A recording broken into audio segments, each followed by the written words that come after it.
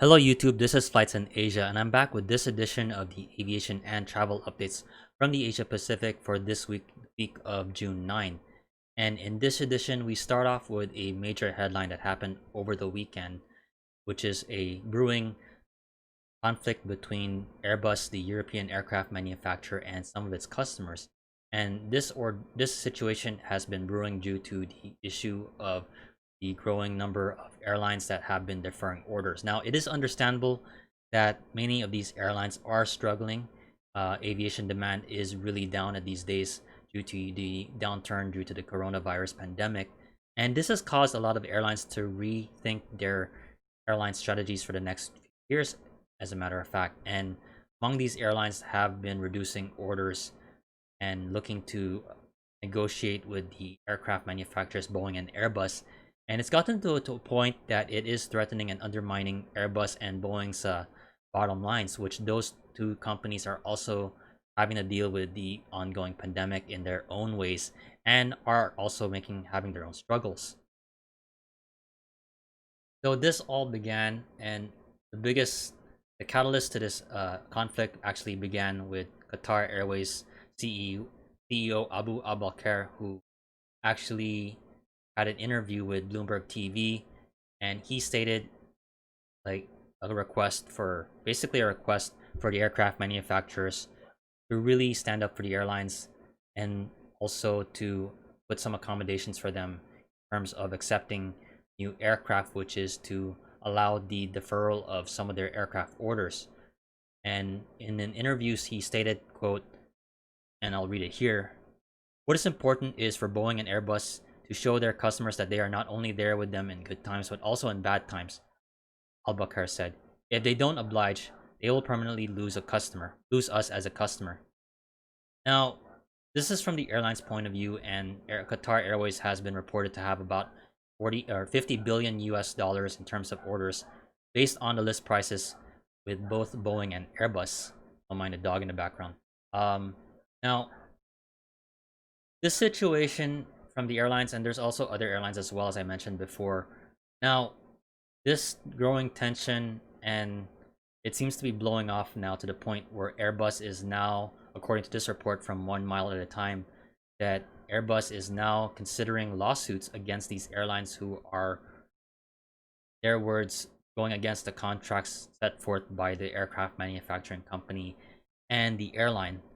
Where in an interview, the Airbus CEO Guillaume Faury stated a warning in Politico, saying, quote, "It will remain, I hope, the exception because we will always try to find a different route than going to court.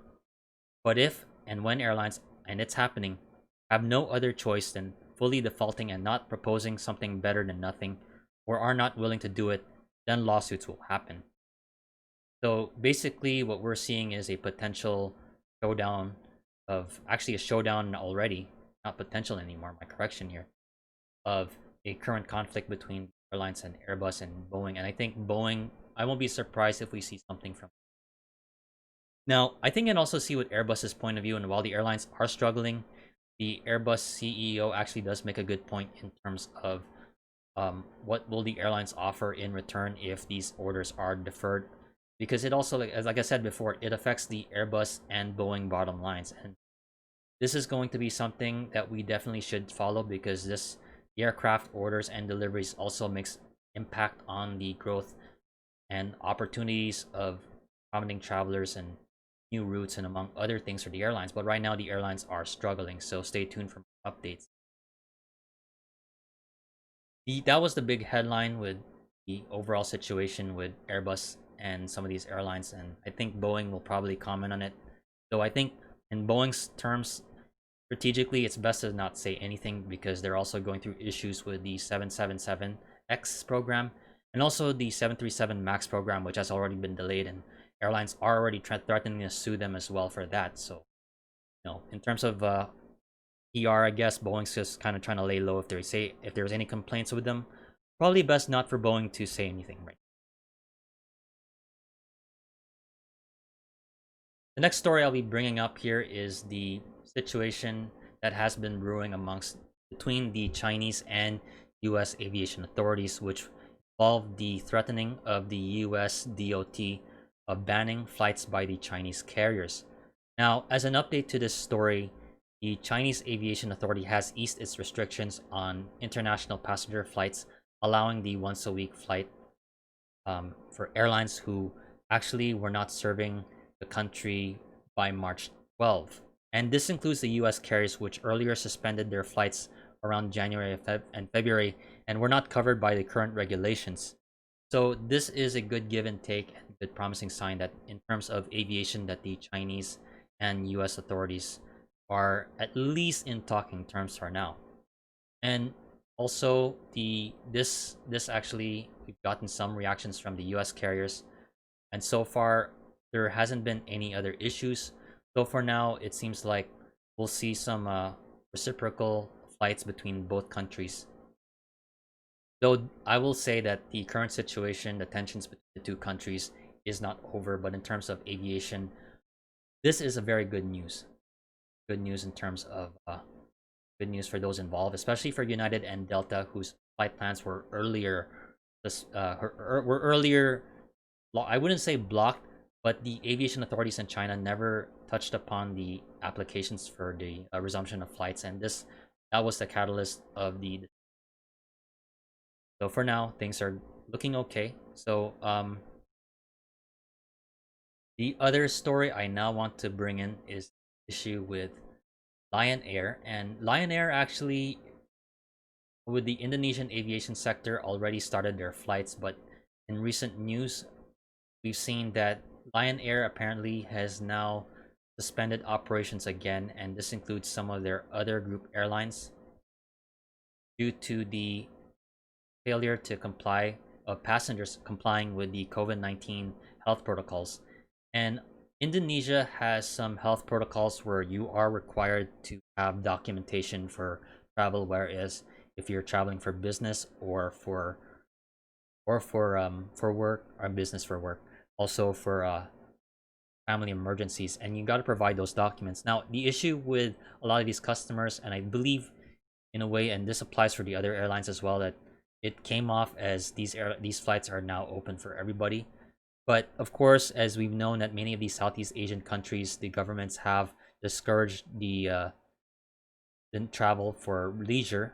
They're trying to discourage leisure travel for now, given the current situation. And while easing of restrictions are going on, there's still the concern that the COVID-19 pandemic, there could be those additional waves coming in of infections.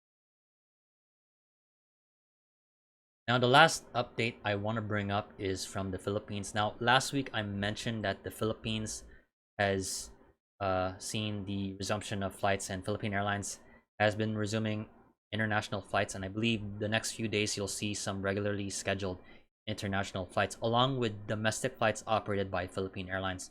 And again, like Indonesia, the Philippines is preferably discouraging people from traveling for leisure, though most of the time we'll see likely for now like one or two flights a day, or sometimes these will be infrequent schedules. And the same could be said for Cebu Pacific, and they recently, actually by the way, from our Philippine based partners, Aviation Updates Philippines, this is the latest updates with Cebu Pacific related to their flight schedules for the week of June 2 to June 30th for this month of June. And in this month we are going to see some additional flights now. Now we see in their flight schedules, departing out of Manila and Cebu, we'll see more domestic routes from what they earlier announced between June 4 and 7. So some of these newer cities that you'll see now in the network, flight resumptions, and I believe these are just mostly one flight per day. So out of Manila, but mostly out of Manila. But we'll also see some flights out of Cebu. So the Cebu to Clark will start on June 10, and Cebu to Davao on June 16. So for this 2 weeks, you'll see some additional flights by the airlines. Now, in the statement, the airline is emphasizing the need to understand from travelers that the situation could change. So in this report, it states that the airline is saying that this is a developing situation and we will have an agile approach for rebuilding our network schedule. It may be necessary for us to add or cancel flights at last minute given the fluidity of restrictions and directives from the Interagency Task Force IATF, the local government units, and other concerned government agencies. So again, this is a situation given the current pandemic. Many of the airlines are putting them out and releasing the schedules. Though we have to understand at the end of the day, like I said, and we got to preface it with any future schedules that the airlines are really on being careful with these schedules. Are also in coordination with the government as well. So I definitely hope you enjoyed this video and you gotten some good information. Now, as for the Airbus and airline situation, this is a brewing situation, and definitely I am interested in doing a more thought out video of it other than viewing the headline, because I think there's a lot of things that we're not hearing and not being reported yet. I believe the situation is evolving. This is one of those stories that I believe that would warrant a special video for, so stay tuned for that. Also, good thing that things have been resolved in China, and hopefully Lion Air can resolve, and also Indonesia and among these other airlines can actually restore some of their schedules. So very much that said, this has been the latest updates for this week, flights in Asia, the highlighting the news and updates from the aviation and travel scene in the Asia Pacific. Now, if you like this video, I ask that you please like, comment, share, and subscribe. Once again, this is Flights in Asia, signing off, and stay safe and have a great day.